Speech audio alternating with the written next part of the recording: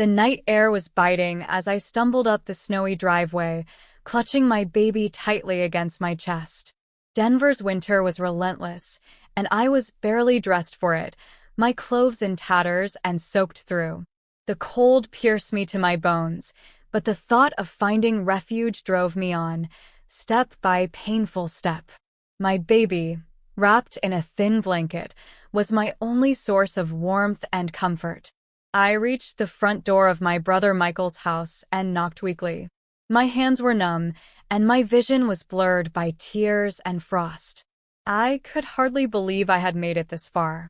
The door swung open, and Michael, my older brother, stood there, his face registering shock and concern. "Carol," he exclaimed, his voice a mix of disbelief and worry. "What's happened to you?" Before he could say more, I collapsed into his arms, my strength gone. Michael quickly pulled me inside, his expression turning from shock to deep concern.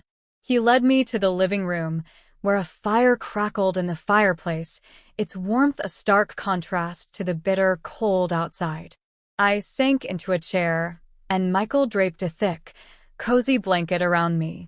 Even so, I couldn't stop shaking. "Who did this to you?" Michael's voice was tight with anger and concern.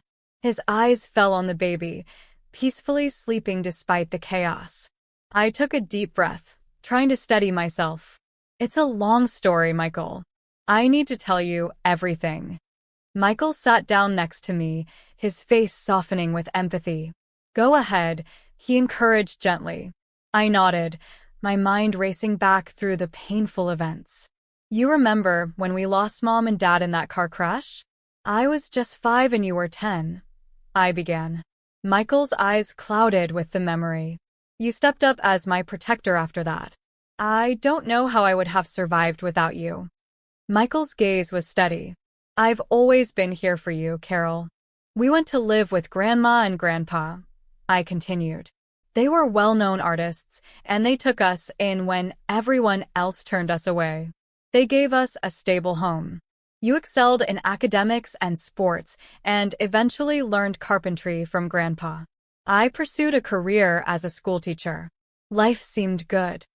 Michael smiled faintly at the mention of our grandparents. "You were always so driven." "Then I met Tom," I said, my voice trembling with bitterness. "He seemed charming at first, the son of a wealthy businessman. I thought I had finally found happiness. But things started to go wrong after we got married." Michael's face grew tense. "What happened?" "I moved into Tom's family home," I said, trying to keep my voice steady. "Tom's mother, Evelyn, was a wealthy real estate investor.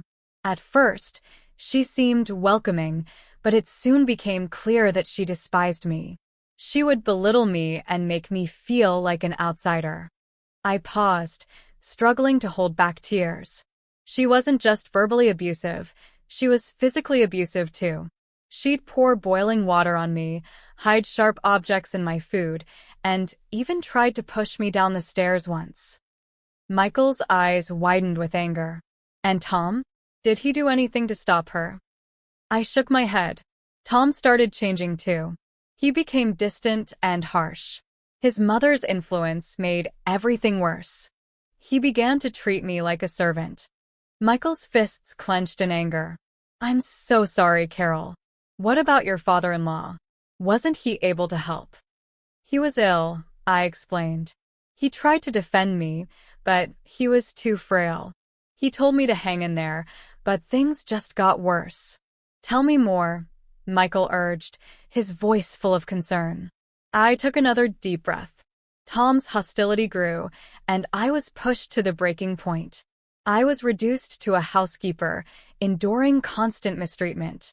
One night, I knew I couldn't stay any longer. I grabbed my baby, took what little I could, and ran. I had to leave. My father-in-law gave me some money before I left, and I took a cab here. Michael's face was a mix of shock and rage. "You're safe now, Carol. We'll figure out what to do next." I nodded, feeling a small glimmer of hope amidst the despair. Michael's support was like a lifeline, and for the first time in a long while, I felt like there was a chance for things to get better. Michael and I sat by the fire for a while, the crackling flames a soothing backdrop to the unsettling silence. My baby slept peacefully in a makeshift crib Michael had quickly set up. I stared into the fire, trying to gather the strength to continue my story. Michael broke the silence first. "Carol, what happened next? After you left Tom?" I took a deep breath, the memories still painful. It was a hard decision, but I knew I couldn't stay there anymore. Tom's behavior had become unbearable. I felt like a prisoner in my own home. Michael nodded, his face a mask of anger and concern. "You mentioned before that Tom's family was wealthy and influential. How did they handle your departure?" "That's just it," I said, my voice trembling. Tom's family wielded a lot of power. His mother, Evelyn, had this facade of sophistication, but behind closed doors, she was a tyrant. She made it clear that she expected me to serve her, and Tom, too, started treating me more like a servant than a wife. Michael leaned forward, his expression intense. "Did anyone try to help you? Or was it just you against them?" "My father-in-law tried to help," I said, my voice breaking. "But he was sick and couldn't do much. He'd tell me to stay strong, but his own health was deteriorating. He was the only one in Tom's family who showed me any kindness." Michael's face softened with sympathy. "I'm sorry, Carol. I can't believe they treated you this way." I wiped away a tear, trying to focus. Things took a turn for the worse when Evelyn started using her wealth and influence to isolate me. She manipulated Tom into believing that I was the problem. He became increasingly abusive, both emotionally and physically. I was constantly walking on eggshells, trying to avoid his anger. Michael's jaw tightened. "That sounds like a nightmare. How did you manage to get out?" "I didn't have many options," I admitted. "One night, after a particularly brutal confrontation, I decided I couldn't take it anymore. I packed a few things and took my baby. I didn't know where I was going, but I knew I had to leave. My father-in-law gave me some money, but it was barely enough. I caught a cab to the bus station and headed here." Michael's eyes were full of determination. "You're safe now, Carol. We'll figure out how to handle this." I nodded, feeling a sense of relief. But there's more. After I left, I had to start over from scratch. I was exhausted and scared, but I was determined to build a better life for my baby. Michael looked at me with a mix of admiration and concern. "I can't believe you went through all that. You're incredibly brave." I managed a weak smile. I didn't have much choice. I had to be strong for my baby. Michael paused, considering what I'd said. "Have you thought about what comes next? How are we going to address this situation with Tom and his family?" I sighed. "I've been thinking about it. I know I need to take legal action. I can't let them get away with what they did. My father-in-law secretly recorded some of the abuse. I plan to use that evidence in court." Michael's eyes lit up with a mixture of hope and determination. "That's a good start. And you don't have to do this alone. I've been studying law, and I can help you with the legal aspects. We'll get through this together." I felt a flicker of hope. "Thank you, Michael. I don't know what I'd do without your support." Michael placed a comforting hand on my shoulder. "We're family, Carol. We'll face this challenge together. It's time to fight back." As the evening wore on, the warmth of the fire seemed to melt away some of my fears. Michael's support was a lifeline, and I began to believe that maybe, just maybe, there was a way out of the darkness I had been trapped in for so long. But the road ahead was still uncertain, and I knew that confronting Tom and his family would be a long and difficult journey. For now, though, I took solace in the fact that I wasn't alone. With Michael's help, I felt a renewed sense of determination to reclaim my life and secure a better future for my baby. With Michael's support, I felt a renewed sense of purpose. We spent the next few days in a whirlwind of activity, gathering evidence, preparing for legal battles, and trying to make sense of everything. It was a busy but necessary time. Michael and I were determined to confront Tom and his family and to seek justice for the abuse I had endured. One evening, as we sat in Michael's cozy living room, I reviewed the recordings my father-in-law had secretly made. They were heart-wrenching, moments of verbal abuse, threats, and manipulative tactics used by Evelyn. I could barely listen to them without feeling the weight of the past pressing down on me. Michael's face was grim as he listened to the recordings. "This is serious evidence, Carol. We can use this to build a strong case. But we need to be careful about how we handle it." I nodded, trying to hold back tears. "I just want to make sure they're held accountable for what they've done." Michael looked at me with resolve. "We'll make sure they are. I've been working on filing the necessary documents and preparing for the legal proceedings. It won't be easy, but we have a solid case." The days turned into weeks as we prepared for the confrontation. The anticipation was nerve-wracking, but I found solace in Michael's unwavering support. He had become my rock through this turbulent time. Finally, the day of the court hearing arrived. I was nervous but determined. Michael and I arrived at the courthouse early, the weight of what lay ahead hanging heavily on our shoulders. As we walked through the corridors, I could hear the echo of our footsteps, a reminder of the gravity of the situation. The courtroom was intimidating, with its high ceilings and formal atmosphere. Evelyn and Tom were already there, looking composed, but I could sense their unease. The contrast between their facade and the turmoil inside me was stark. Michael and I sat at the plaintiff's table, and the proceedings began. Our lawyer presented the evidence, including the recordings, which caused a stir among the attendees. Evelyn tried to maintain her composure, but I could see the cracks forming in her veneer of control. Tom's face was a mask of anger and frustration, but he struggled to refute the evidence. As the trial progressed, the reality of the situation set in. The courtroom was a battlefield, and I was caught in the crossfire of a legal war. Michael was exceptional, cross-examining witnesses and presenting our case with conviction. His expertise and dedication were evident, and I felt a surge of gratitude for his support. Despite the tension, there were moments of hope. Evelyn's carefully crafted image started to crumble as the evidence mounted against her. The financial blow that had befallen her family due to the cancellation of the art gallery contract was a significant turning point. It was clear that her once unshakable position was weakening. As the final arguments were made, I felt a mix of hope and anxiety. The outcome of the case was still uncertain, but I knew that I had done everything in my power to fight for justice. The judge's decision came a few days later. The courtroom was packed with spectators, and I held my breath as the verdict was read. The judge ruled in my favor, granting the divorce and awarding me custody of my child. Evelyn and Tom were ordered to pay damages for their abuse and mistreatment. The relief that washed over me was overwhelming. I had fought a long and difficult battle, but it had been worth it. Michael and I embraced, tears of joy mingling with those of exhaustion. For the first time in a long while, I felt a glimmer of hope for the future. As we left the courthouse, the weight of the past seemed to lift slightly. Michael and I had taken a significant step towards reclaiming my life, and the support of my family had been invaluable. The road ahead was still uncertain, but I felt a renewed sense of hope.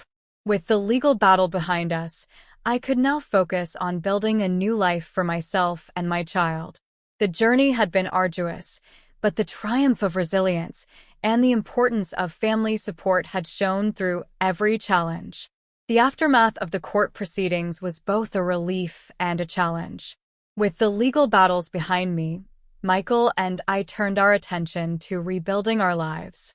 The road to recovery was not smooth, but each day brought us closer to a sense of normalcy. Michael and I spent the next few weeks settling into a routine. I moved into the guest house at our grandparents' estate, a cozy place that felt like a safe haven. It was comforting to be in a place that held so many positive memories from my childhood.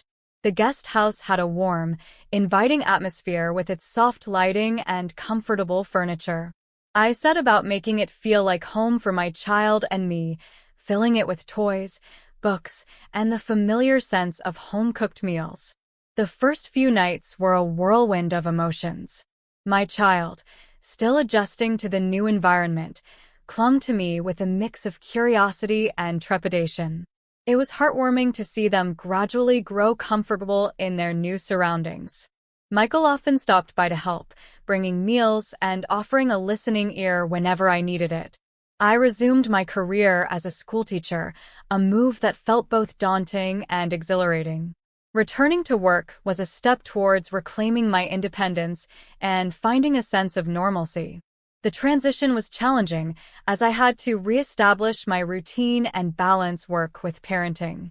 But with Michael's encouragement and support, I found the strength to persevere. The first day back in the classroom was a mix of nerves and excitement. I was greeted by my colleagues with warm smiles and supportive words. The students, too, were welcoming, and their eagerness to learn brought a sense of purpose and fulfillment. Every day at school was a reminder of why I had chosen this profession and why it mattered so much to me. Michael continued his carpentry work, and it was clear he found joy in his craft. He often talked about new projects and ideas, his enthusiasm evident. His support was unwavering, and he even began dating someone special, a kind woman who was understanding and supportive of his role in my life. Life at the estate slowly returned to a sense of routine.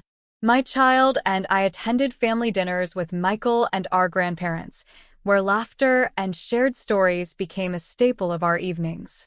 The bond between us grew stronger, and it was clear that the support of my family had been instrumental in navigating this challenging period.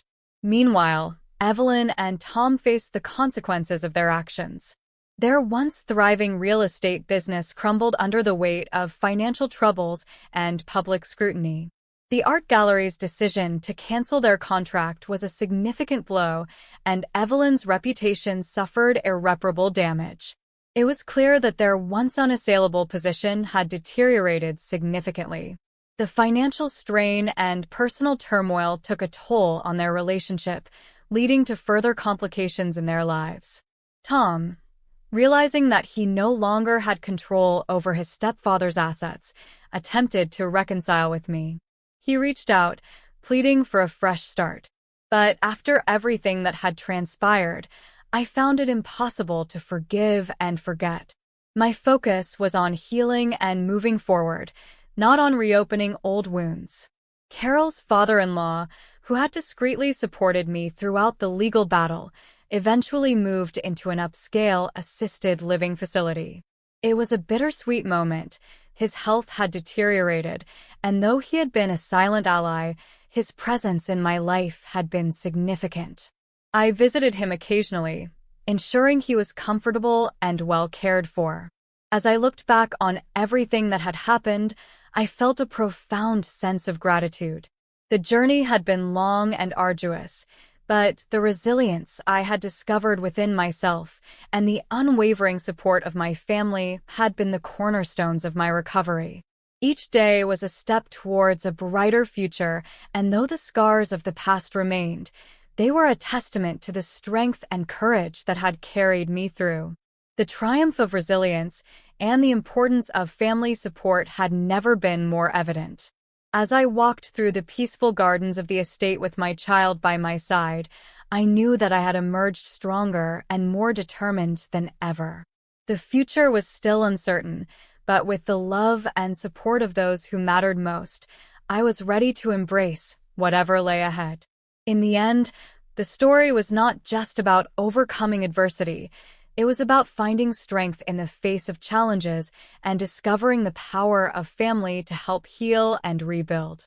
The journey had been transformative, and as I looked forward to the future, I did so with hope, courage, and a renewed sense of purpose.